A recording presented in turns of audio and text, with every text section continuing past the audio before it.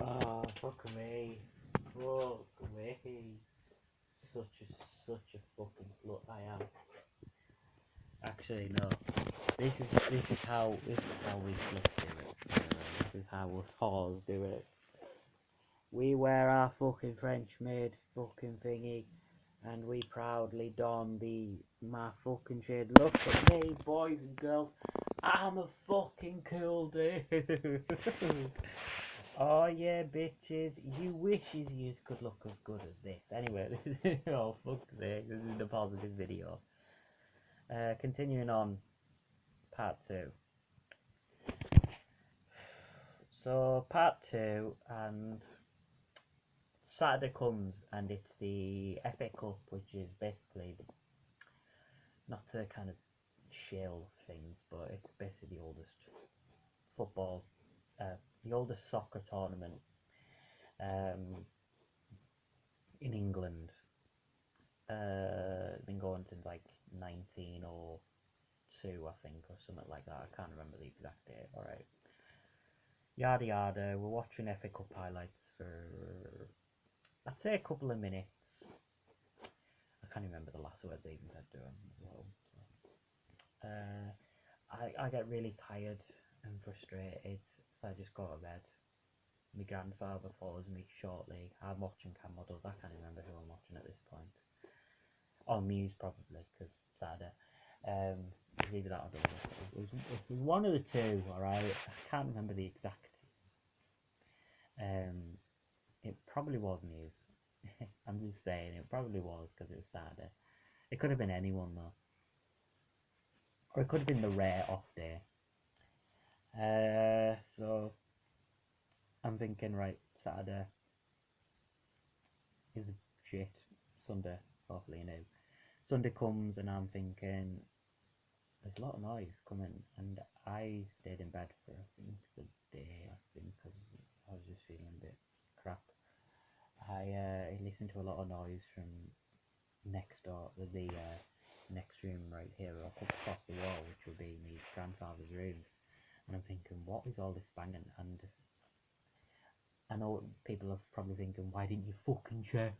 Why didn't you fucking check? Everyone probably thinks, why didn't you check on him? Go in, check. I was taught very much at an early age, do not fucking go into people's rooms.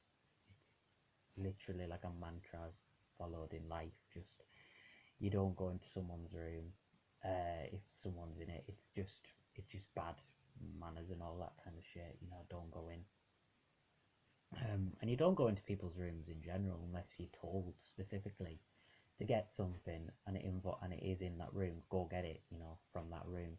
Then you would. But if someone's kind of unwell and that, then you don't really want to go into the room and distract them. You don't want to go into the room, so I didn't. Uh, in hindsight, um, probably should, but I couldn't have done it. I really couldn't have done it. And then the next few days happen, and I ask my grandfather, "Are you alright, bud? Do you want anything?" And literally, it's like, "You alright, bud?" Because I always called him bud. And he was me bud. He was my best buddy. So I get silenced, I get ghosted, and I just say to me, Nan, yeah, your grandfather's blanked us.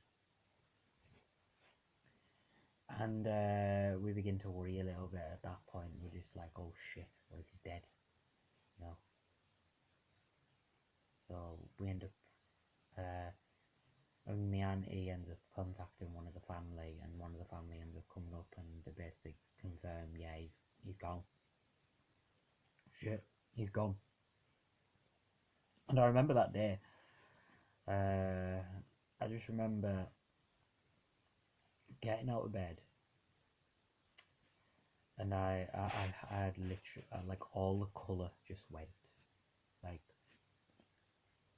all the life went out of me, like that vibrant personality, you know, that bratty personality.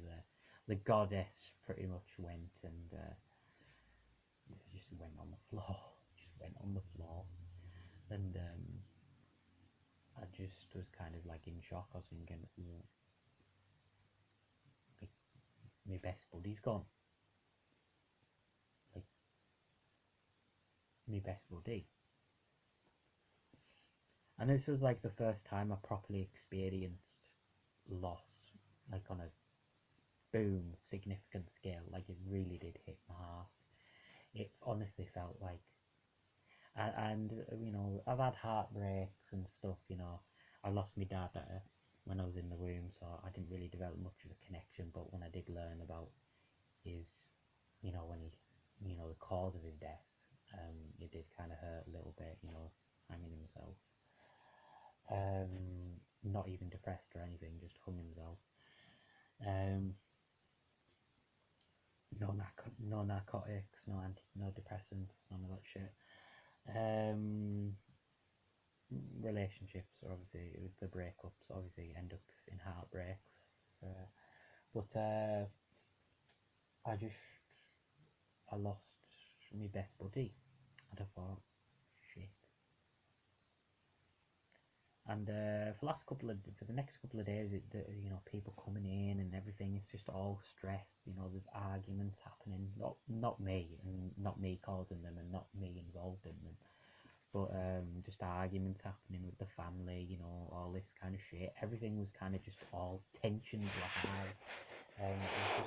It was scary, really scary, weird, terrified parts. Even me nan going in like a strop and like saying, "Oh, I heard this phone going off," and um, just arguing with my auntie, who's her daughter, and my uncle. Um, I just thought, what the fuck? This is terrifying, like for me, because I'm thinking my nan is usually chatty, like she'll chat the arse off someone. She could sit there and probably give a whole speech to members of Congress in the United States. And me, I'm just like very shy, very timid. I'll only kind of talk for a couple of minutes here and there, but I won't like go on like long diatribes of conversations unless it's like football or soccer or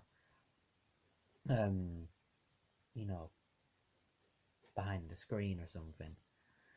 But I just remember, but this was later as well, so this is like seeping into like late January, early February. So yeah, it's still kind of ongoing-ish. It could be I think it's getting better, which is good. You know, I even said,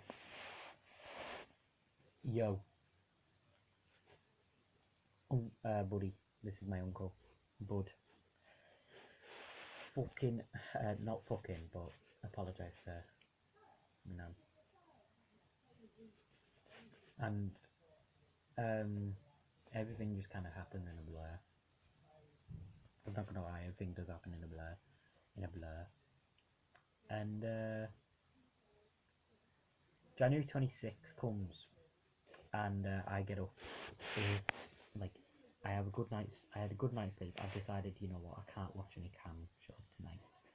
I've got to mentally and physically and emotionally prepare myself. And if I'm watching cam shows, I could end up sleeping in. So took a rare good night's sleep. Um, Woke up at 8, got changed, got all sorted, all organised. I was ready. Hearse comes, black flags on the cars, stuff like that. We go to the church, and I carry the court, not wrong choice of words, the coffin to the church, buff in and out. I'm literally holding on to my grandfather. My head's literally on the coffin at that point. I occasionally look at people, and then I just look like forwards to where the door is, basically, so I can get my granddad safely to and from the hearse, basically. And the speech was beautiful. Cried at the speech. I remember once when the uncle kind of came up, he was talking about, you know, all this change and that, and I just remember breaking in like a flood of tears, and oh, I was really just gone a little bit at that point. I was like, everything just kind of hit me all at once, and I just remember just kind of crying so hard. And